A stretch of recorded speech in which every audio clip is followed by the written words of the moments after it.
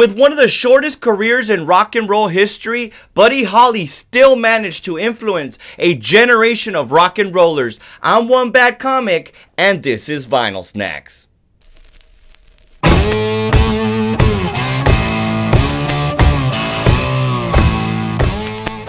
What's up, vinyl heads? Welcome to another episode of Vinyl Snacks. Guess what? I'm back in the studio, baby. That's right. I'm back home. I'm really happy. Good to be back at the set. It's been a while, man. I've been doing some other stuff. Been traveling. Doing episodes at studios, at other record stores. So it's pretty cool to be back home. And the original set where it all started. Big shout out to all my regulars out there, sharing, commenting, liking. I truly appreciate all that. From the bottom of my heart, thank you so much. And if you're new to the channel, what's up, homie? Thank you very much for joining me today. It's pretty much a podcast where I talk about my vinyl collection and a little bit of the history of the artist. Today's episode, I decided we'd talk about probably one of the most influential rock and roll musicians of all time. The man himself, Buddy Holly. That's right, Buddy Holly. Buddy Holly was actually born on September 7th, 1936 in Lubbock, Texas, baby. That's right, he's a Texas boy. Hell yeah, we got Buddy Holly straight from the greatest state of all in the whole country. At the very tender age of 11 years old, his mom and dad, at his request, buy him a guitar. They were trying to teach him piano and stuff like that, but he really wasn't interested in that. He wanted to play guitar like his musical influences at the time, which was a lot of traditional country, like the man himself, Hank Williams, Jimmy Rogers, Bob Willis. So a lot of traditional country music that was popular at that time was what really influenced him to do what he wanted to do. His brother was also a musician, so he was pretty much the one that taught him how to play the guitar. He was pretty musically inclined, and he could play a lot of instruments as he got older, so he had that gift to be able to play any kind of instrument. But it really kind of, his main focus and his main inspiration came from the guitar.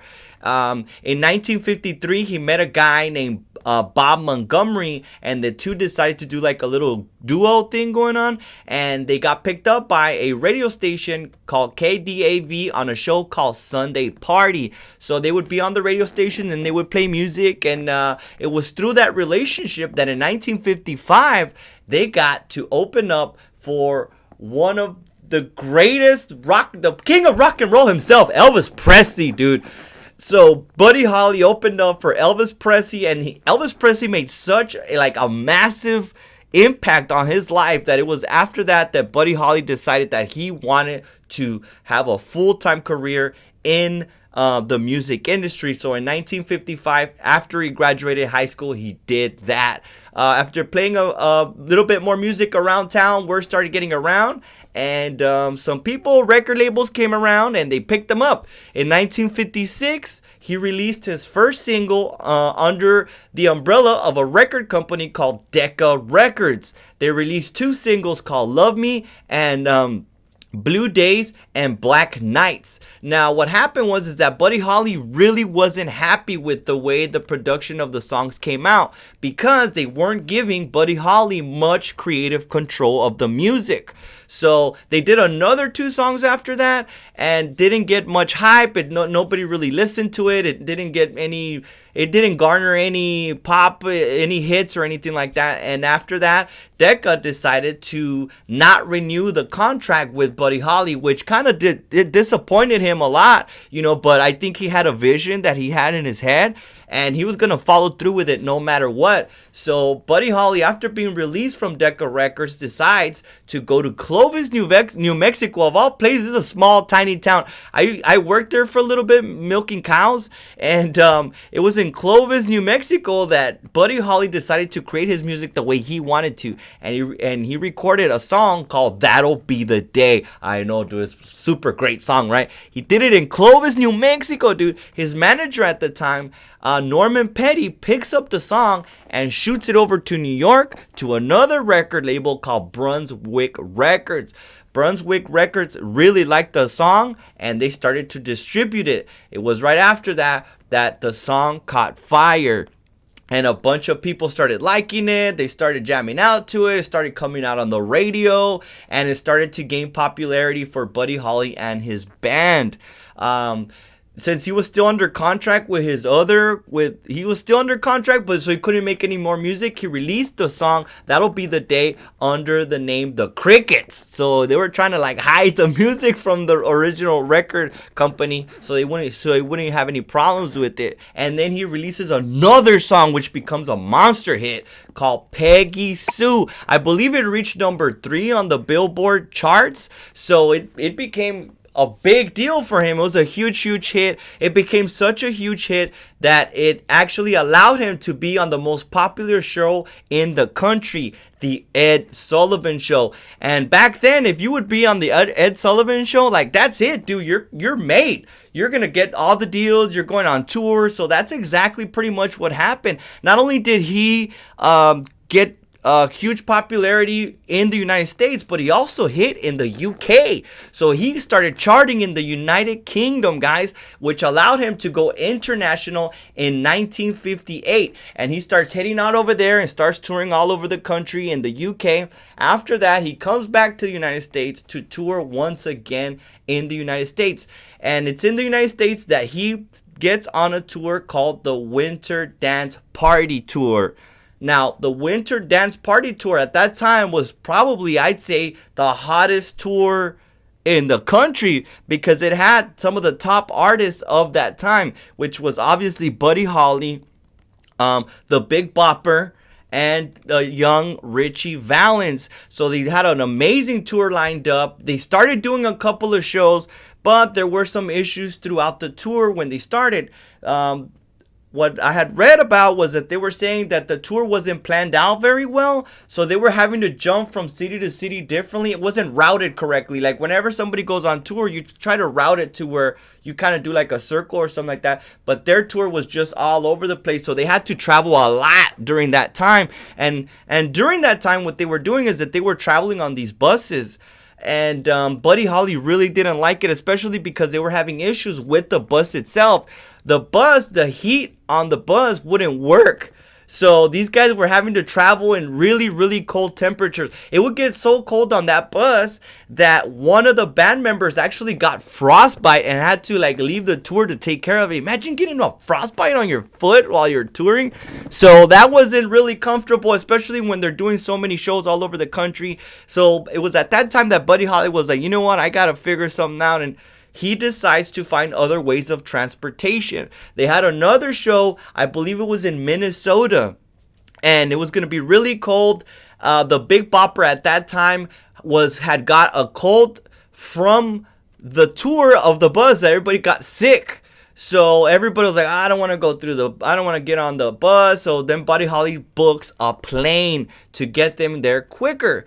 And he originally had the plane booked for his band, which included one of the most greatest outlaw country musicians of all time, Waylon Jennings, baby. I don't know if you knew that, but Waylon Jennings was his backup electric guitar player, dude. That's crazy, right? So that plane was actually booked for Buddy Holly and his band, including Waylon Jennings. So Waylon Jennings was going to be on this plane, right?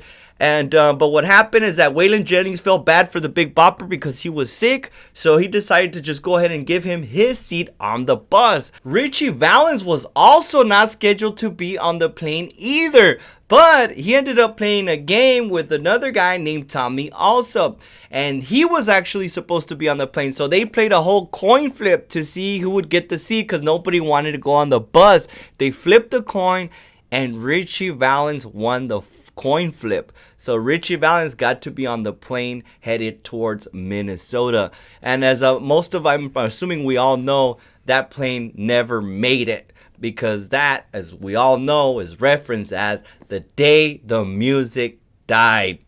They boarded this plane. They took off. It wasn't they weren't in the air very long, but something happened. I believe there was a malfunction or the weather, but the plane lost control and went down and crashed, where everybody was pretty much pronounced dead on the scene. So the Big Bopper, Richie Valens, and Buddy Holly all died that day. And it's pretty sad, you know what I mean? Like, to know that there was just so much talent, and at that time, you know, these guys were like the biggest artists at that time, you know. So it's kind of sad to know that they had so much promise ahead of them, especially like Buddy Holly, who was only like 23 when he passed away. It's such, like, you really didn't get to see them reach their potential. So I always thought that was, it's always sad when an artist dies before they reach their top, like, peak, you know. And but yeah, I know it was a big loss for all the music fans out there, and for a whole generation, which I'm pretty sure they'll never forget the day all the newspapers and the radio came out saying that these great artists had passed away in a plane crash, you know. But regardless of how young Buddy Holly was, he still had a massive influence with so many musicians that came after him. Even the name The Beatles was taken from Buddy Holly and the Crickets. And so now Paul McCartney has a huge hand in the Buddy Holly Center. I believe he pays for stuff around there. And it's just kind of cool that he influenced probably the greatest rock and roll band of all time. And mostly all came from Buddy Holly. He was also one of the first inductees into the Rock and Roll Hall of Fame, dude, in 1986. So that's pretty cool to know that Buddy Holly, even though his career didn't last very long, he's still recognized as being one of the greats. To even be in one of the first ones to be inducted in it shows a lot about the kind of influence he had on everybody and future musicians, future generations of rock and roll artists. There's actually a museum, the Buddy Holly Center, and I actually got a chance to go there with my friend, and I highly recommend, if you guys are ever in Lubbock, Texas, to check it out, man. They actually have the sunglasses, or the glasses, that Buddy Holly was wearing when he passed away. So it's real cool to check out all this memorabilia of Buddy Holly. So it was pretty cool to pretty much learn a little bit more about Buddy Holly, and it lets you know like how long a legacy can last. You know, even at a tender age of 23, this guy just had a massive hand, and still continues to influence people all over the country and all over the world with his music. And to me, that's pretty neat, guys. I guess I guess that's it for today's episode. Thank you very much for joining me today, and I guess I'll see you guys on the next episode of Vinyl Snacks, baby. Peace.